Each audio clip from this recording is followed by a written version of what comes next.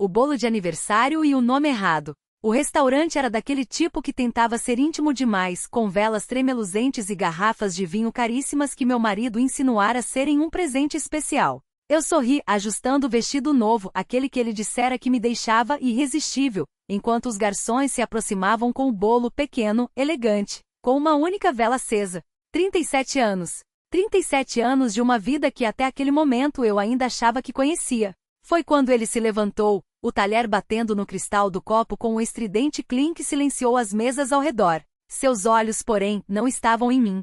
Estavam fixos em alguém, atrás do meu ombro, perto da entrada. Uma mulher de cabelo liso, vestido justo demais para um jantar a dois, segurava uma bolsa que custava mais que o meu carro. Ela sorriu. Ele sorriu de volta. E então, como se o universo tivesse decidido que eu precisava daquela facada exata, ele abriu a boca. Ana, feliz aniversário. Meu nome é Laura.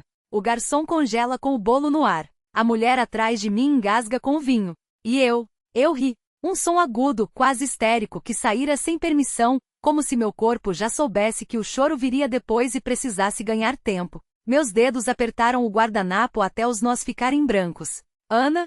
Repeti, arrastando as sílabas como se fossem pedaços de vidro. Que interessante. Porque eu juro que quando a gente assinou a certidão de casamento, o nome que estava lá era Laura. Ele palideceu. Não daquele jeito clichê de novela, não foi uma coisa feia, doentia, como se todo o sangue do corpo dele tivesse sido sugado por um buraco invisível. Os olhos saltaram entre mim e a Ana, a boca se abrindo e fechando como um peixe fora d'água. Ele gaguejou, as mãos tremendo ao ponto de derrubarem o garfo. Só o quê, querido? Perguntei, agora com uma calma que me assustou. Só confundiu a esposa com a amante no nosso jantar de aniversário? Ou só esqueceu que eu existo quando ela está por perto? A Ana teve a decência de parecer envergonhada. Ou talvez fosse só medo, afinal, ela acabará de testemunhar o momento exato em que um homem percebe que está ferrado. Meu marido, porém, não tinha mais saliva para engolir. Ele se atirou para frente, a cadeira rangendo no chão de madeira, e segurou meu pulso com uma força que doeria amanhã. Laura, por favor? Ana, corrigi, sacudindo o braço livre com um movimento seco. Ou você também esqueceu como se dirige a ela? Foi então que gritei.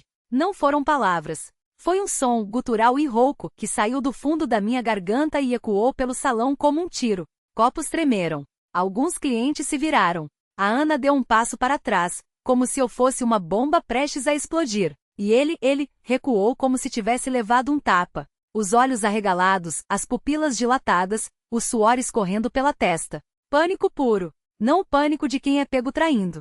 O pânico de quem sabe que acabou de perder tudo. Eu me levantei. O bolo caiu no chão com um plaf surdo, o creme escorrendo como lágrimas sobre os azulejos. Sem dizer mais nada, peguei minha bolsa, passei por ele que ainda tremia e saí. A porta bateu atrás de mim com um estrondo que deve ter soado como alívio para a Ana. Na calçada, respirei fundo. O ar frio queimou meus pulmões, mas era melhor que o fogo queimando por dentro.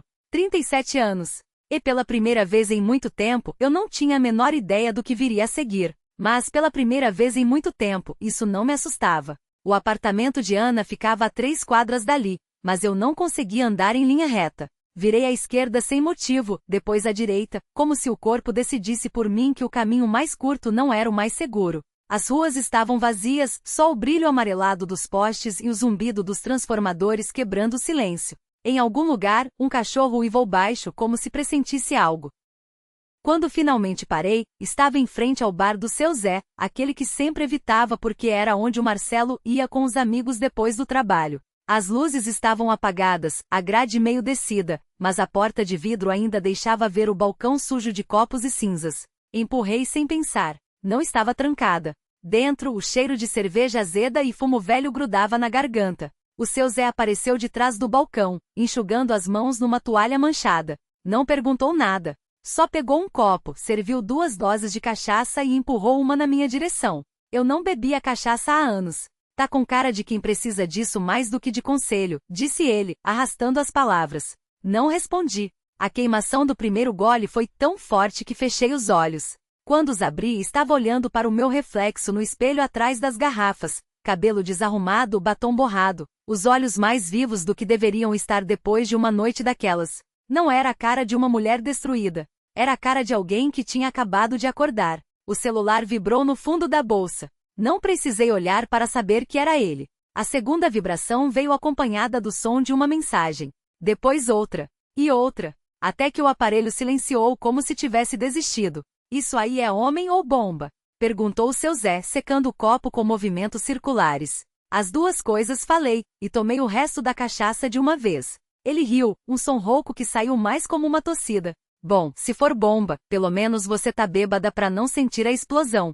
Saí do bar com as pernas levemente bambas, mas a cabeça estranhamente clara. O frio tinha aumentado e eu não estava com casaco. Cruzando os braços sobre o peito, segui em direção ao metrô. Não ia voltar para o apartamento. Não naquela noite. Talvez nunca. O cartão de crédito ainda estava na bolsa, junto com a carteira de identidade e as chaves que não serviam mais para nada. No guichê da estação, comprei um bilhete para a última composição. Não importava o destino. Importava que o trem estivesse se movendo. Sentada no banco de plástico duro, encostei a testa no vidro frio e fechei os olhos. As imagens vieram sem permissão. O rosto do Marcelo quando eu joguei o bolo na mesa, a Ana com as mãos trêmulas tentando arrumar o vestido, o som da faca cortando o ar antes de cortar o bolo, aquele bolo estúpido de chocolate, o favorito dele, não meu. O trem arrancou com um solavanco, e eu deixei a cabeça bater leve contra o vidro. Alguém ri baixo no outro lado do vagão. Um casal de adolescentes se beijando como se o mundo fosse acabar. Talvez estivesse. Quando abri os olhos de novo, estávamos passando pela estação central. As luzes piscavam lá fora, refletindo nos trilhos como estrelas caídas. Era quase meia-noite. Um novo dia começaria em algumas horas, e eu não sabia onde estaria quando isso acontecesse. Mas, pela primeira vez em muito tempo, isso não me assustava. Tirei o anel da mão esquerda e o coloquei no bolso. Não doía. Não ardia. Só fazia um barulho pequeno ao bater contra as moedas soltas. Um som de liberdade ou talvez de queda. Não tinha mais certeza da diferença. O trem seguiu adiante e eu com ele. O vagão balançava num ritmo hipnótico, como se o próprio aço dos trilhos cantasse uma canção antiga. Do lado de fora, a cidade se desmanchava em manchas de luz e sombra, prédios que pareciam se curvar para sussurrar segredos uns aos outros antes de desaparecerem na escuridão. Eu fechei os olhos outra vez, mas não para dormir, apenas para ouvir. O riso baixo voltou, agora mais próximo. Não era do casal. Era um homem sozinho, 2 bancos à frente, com o jornal aberto que não lia. Ele tinha as mãos grandes, dedos grossos como raízes, e um anel de prata no mindinho que brilhava cada vez que virava a página. Não era um anel de casamento. Era daqueles que se usam por promessa ou por dívida. Você está indo até o fim da linha? Perguntou, sem erguer os olhos. Não respondi de imediato. A pergunta não era sobre o trem. Depende, falei por fim. Ele dobrou o jornal com cuidado, como se guardasse algo dentro das folhas. Quando olhou para mim, seus olhos eram da cor de chumbo derretido, opacos e pesados. Todo mundo depende de alguma coisa, disse. Um de sorte. Outros de azar. O trem rangeu ao entrar num túnel, e por um segundo a escuridão engoliu tudo. Quando as luzes voltaram, o homem tinha sumido. No assento só restava o jornal, aberto numa página com um anúncio rasgado. Procura-se. Recompensa por informações. A foto estava borrada, mas dava para ver que era de uma mulher, e que ela usava no dedo esquerdo um anel igual ao que eu tinha acabado de guardar no bolso. O ar ficou mais denso. Alguém no vagão tossiu, um som úmido e prolongado, como se estivesse engasgado com alguma coisa que não era ar. O casal de adolescentes já não se beijava. A garota olhava pela janela, os dedos apertando o braço do rapaz com força demais para ser carinho. Ele, por sua vez, tinha os olhos fixos em mim. Você conhece ela? Perguntei, apontando para o jornal. A garota sacudiu a cabeça sem virar o rosto. O rapaz engoliu em seco. Todo mundo conhece alguém, murmurou. O trem freou de repente, um solavanco que jogou os passageiros uns contra os outros. As luzes piscaram, apagaram, voltaram numa tonalidade doentia, amarelo esverdeada, como se estivéssemos debaixo d'água. Pela janela não havia mais cidade. Só campos abertos, uma planície infinita onde a lua pendia baixa e inchada, quase tocando o chão. Esta não é a rota, disse uma voz atrás de mim. Virei devagar. Era a condutora, uma mulher alta, de uniforme impecável apesar das rugas profundas no rosto. Ela segurou o corrimão com as 2 mãos, os nós dos dedos brancos de tão apertados. Aonde nós estamos indo? Perguntei. Ela não respondeu. Em vez disso, olhou para o meu bolso, onde o anel fazia um volume pequeno contra o tecido. Depois, com um suspiro que soou como uma sentença, virou-se e seguiu pelo corredor, batendo nas portas dos vagões com uma chave de metal. Cada pancada ecoava como um sino. Desçam, ela ordenou sem se importar com quem ouvia. Desçam agora. Ninguém se mexeu. O trem arrancou outra vez, mais devagar, como se arrastasse algo pesado atrás de si. Algo que não queria ser levado.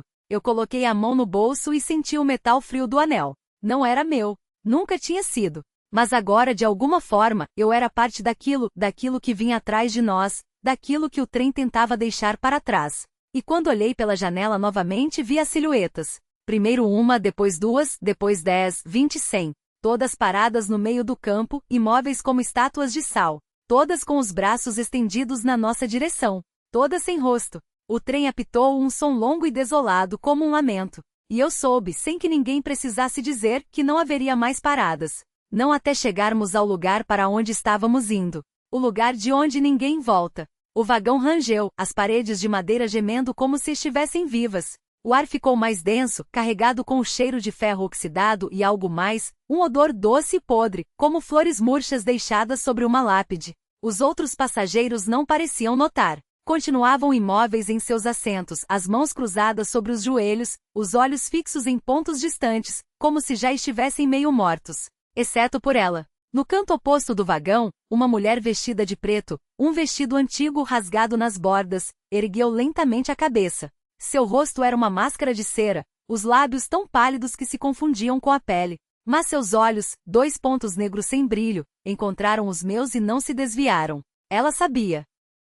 Saber o que eu não tinha certeza. Mas quando seus dedos ossudos se fecharam em torno do encosto do banco à sua frente, as unhas, longas curvadas quase como garras, afundaram na madeira como se fosse manteiga. Um filete escuro escorreu pelos sulcos. O trem balançou com violência, como se algo tivesse se agarrado a ele por baixo. Os faróis da locomotiva piscaram fracos e por um instante as sombras dentro do vagão se esticaram, distorcendo os corpos dos passageiros em formas alongadas, desumanas. Alguém soluçou baixo, um som abafado, quase infantil. Não consegui identificar de onde vinha. O anel no meu bolso queimava. Tirei-o com dedos trêmulos. Era simples, uma banda de prata escurecida gravada com símbolos que não reconhecia, linhas entrelaçadas como raízes ou veias. Quando segurei contra a luz fraca da janela, as marcas pareciam pulsar, como se estivessem respirando. A mulher de preto se levantou. Seus passos não faziam barulho, apesar das tábuas rangentes.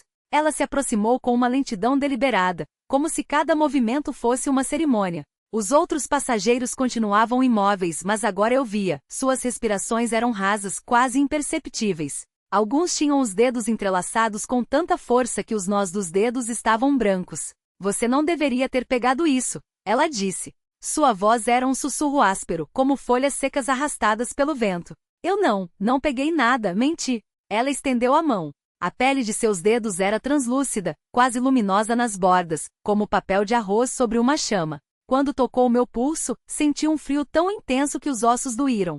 Todos nós pegamos algo, murmurou. É por isso que estamos aqui. O trem apitou novamente, desta vez mais agudo, quase humano. Pela janela, as figuras sem rosto haviam se multiplicado. Agora eram centenas, alinhadas como soldados em um campo de batalha, os braços ainda estendidos. Alguns começavam a se mover, arrastando os pés na terra ressecada, deixando para trás sulcos profundos como cicatrizes. A mulher de preto virou minha mão e pressionou o anel contra a minha palma. A prata parecia viva, grudando na pele. Eles não podem entrar, ela disse. Não ainda. Mas ele pode. Quem? Perguntei, embora já soubesse. Ela não respondeu. Em vez disso, apontou para a frente do vagão, onde a porta que levava à locomotiva estava entreaberta. Uma luz amarelada e trêmula vazia por ali, como se algo dentro estivesse consumindo o oxigênio. E então ouvi os passos. Não vinham do corredor, vinham debaixo de nós. Algo batia nas tábuas do assoalho, um ritmo irregular, como se estivesse tentando encontrar a cadência certa para romper a madeira. Os outros passageiros finalmente reagiram. Uma mulher ao meu lado começou a chorar sem fazer som, lágrimas escuras escorrendo de seus olhos vazios.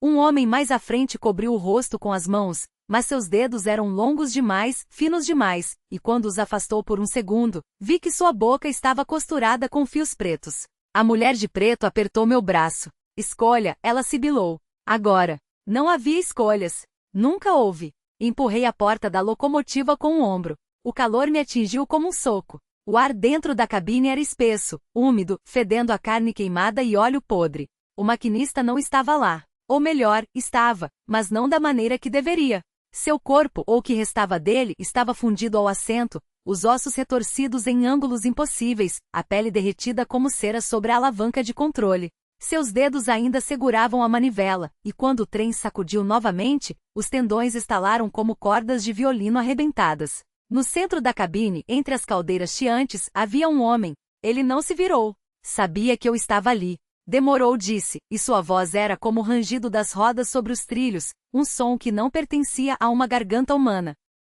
Quando finalmente se moveu, foi como se seu corpo fosse feito de partes desalinhadas, costuradas à pressa. Seu pescoço era muito longo, a cabeça pequena demais, os ombros largos e desiguais. Vestia um casaco preto, esfarrapado nas bordas, e quando estendeu a mão, vi que seus dedos terminavam em unhas de metal, enferrujadas e afiadas. Me pediu, embora não fosse uma pergunta. O anel pesava 1 tonelada. Minha mão tremia. O que você é? Perguntei, mesmo sabendo que não queria a resposta. Ele sorriu, ou pelo menos, sua boca se abriu, revelando dentes que eram agulhas de osso.